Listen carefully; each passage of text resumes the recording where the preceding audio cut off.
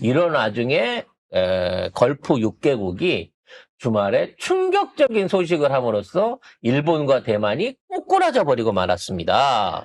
구윤철 경제부총리가 지난 3일 걸프 협력회의 6개국, 사우디, 아랍에미리트, 카타르, 쿠웨이트, 오만, 바레인입니다. 주한 대사들을 만나서 원유, 나프타, 요소 등 핵심 자원의 차질 없는 공급을 요청을 했습니다. 이에 대해서 이 걸프 협력회의 6개국 대사들은 한국을 최우선 협력 대상국으로 명시했습니다. 이게 뭐냐면 송 작가가 여러 번 방송에서 얘기했잖아. 우리나라는 사우디보다 더 큰 산유국이다. 사우디는 원유를 팔지만 우리는 가공유를 판단 말이에요. 그래서 우리가 중동에서 퍼오는 게 9억 배럴입니다. 딴 데서 합쳐놓고 보면 거의 20억 배럴 가까운 원유를 우리가 수입해서 정제해서 전 세계에다 뿌려주고 있는 상황인 건데, 문제는 우리가 중동산을 주로 갖고 오기 때문에 우리 정유회사 설비들이 중동산 원유에 맞춘 걸로 이게 전부 다 세팅이 돼 있다는 거예요.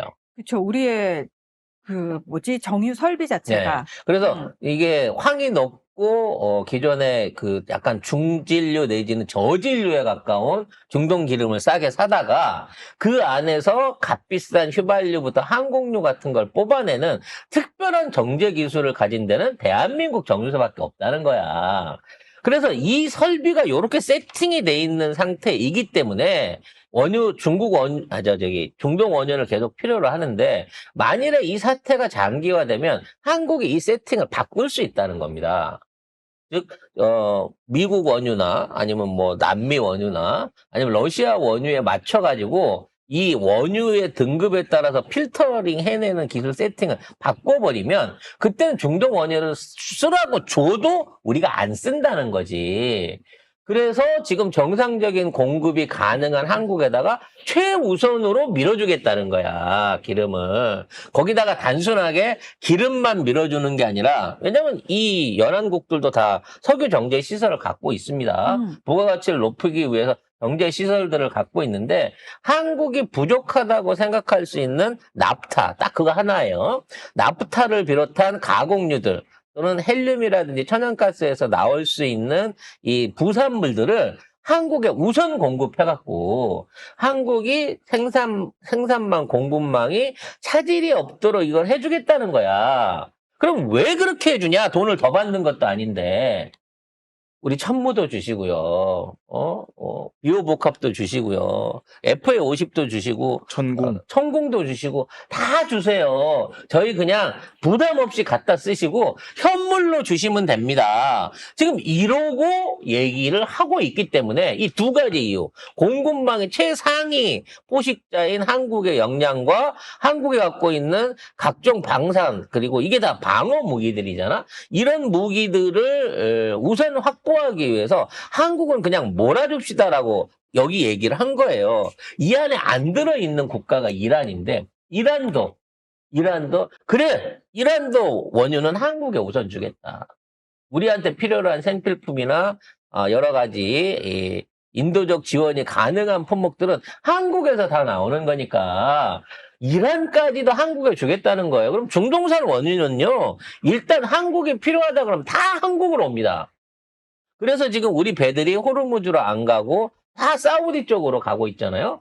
사우디 쪽에 뽑아놓은 그쪽 파이프라인 수출망을 통해 갖고 실어지는 원유들도 앞으로 계속 한국으로 들어온다는 거야. 그럼 4월 달에만 이미 4천만 배럴을 확보했잖아요. 5월 달에는 더 많은 원유를 확보하게 될 가능성이 높다는 거지. 그럼 우리는 어떻게 해야 돼? 전쟁 중에 정육 공장을 더 빡세게 돌려야 돼요. 그래야 다른 나라들이 이 어려운 와중에서 지금 지들은 원유 수입해갖고 정제해서 쓸 여력이 안 되니까 그 나라들을 전부 다 우리가 커버리지를 해줘야 된다는 거죠. 이럴 때 일본하고 대만만큼은 안 줬으면 좋겠다. 줄 게 없지. 라는 생각을 하게 됩니다. 근데 사실은 글로벌의 한국 의존도가 심한데 그 호주 자체는 전체 석유를 수입하는 거에 4분의 1을 한국에 의존하고 있고요. 미국도 석유 제품 수입의 8%를 한국에서 조달하는데 특히 항공유는 거의 70%가 한국산입니다. 그러니까 그 미국도 동부 서부가 있는데 동부하고 서부가 이렇게 멕시코만에서 생산되는 게 막혀 있잖아요. 그 대형 유조선은 파나마 운하로 못 온단 말이야. 그래서 이 기름들이, 동부에 있는 기름들이 서부로 안 와요. 그래서 가까운 한국 쪽에서 사서 쓰는 게 싸게 맥히다 보니까 항공유의, 서부 쪽 항공유의 90%, 전체의 70%고 항공유의 90%를 한국에서 갖다 쓰고 있단 말이야. 그래서 제가 늘 얘기하잖아요. 우리나라 인천공항이 잘 되는 이유가 뭐다? 우리나라 인천공항에 오면 기름은 원 없이 넣어갖고 갈 수 있거든. 그러니까 반만 채워서 한국에 와갖고 가득 싣고 가면 기름값도 싸지만 항공유 상태도 우수해갖고 한국에서 한국 인천공항이 세계에서 제일 유망한 항공 주유소 역할을 지금도 하고 있다는 겁니다.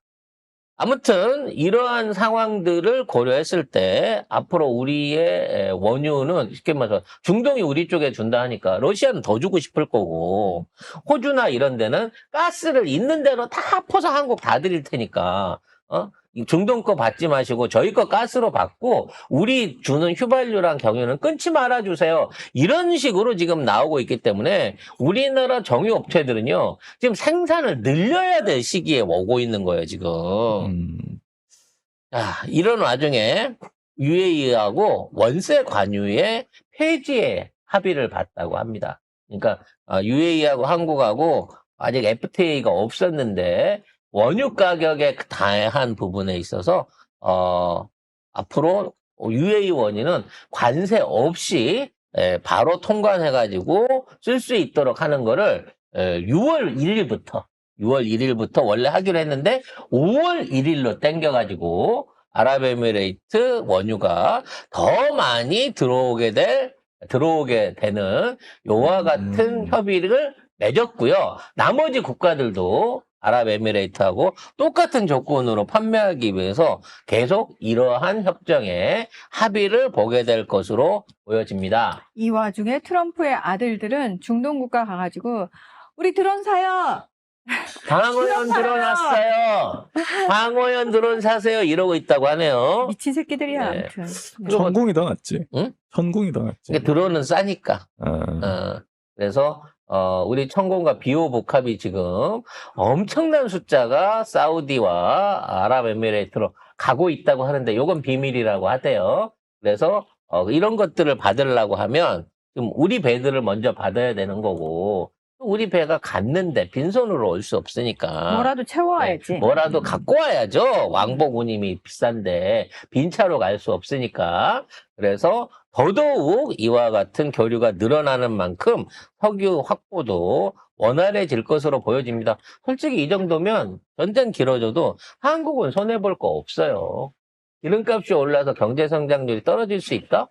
대신에 높은 고달러와 함께 석유 제품의 생산, 국내에 있어서 생산성은 저하될지 모르지만, 우리가 만일에 생산성이 1% 빠진다고 치면, 일본이나 대만이나 주변 경쟁국들 같은 경우에는 마이너스로 2%, 3%씩 빠질 수밖에 없는 구조가 돼 있거든.